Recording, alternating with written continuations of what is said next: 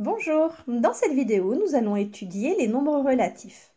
Je vais commencer par effectuer une soustraction. 10 moins 6, c'est égal à 4. 4, c'est une différence. 10 et 6 sont des termes. Et vous avez vu l'an dernier que l'ordre des termes dans une soustraction est important. On ne peut pas changer sans changer le résultat.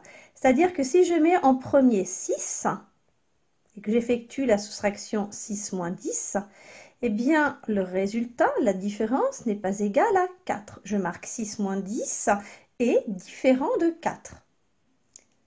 Et l'année dernière, on vous disait, eh bien vous verrez en cinquième quel est le résultat de la soustraction 6 moins 10. Eh bien, vous y êtes en cinquième. Donc, nous voyons cette année que si j'effectue la soustraction 6 moins 10, la différence est égale à moins 4.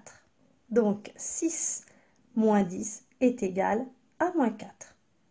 Eh bien, 4, c'est un nombre relatif positif et moins 4, c'est un nombre relatif négatif. Parfois, au lieu de dire nombre relatif négatif, on abrège et puis on dit nombre négatif directement.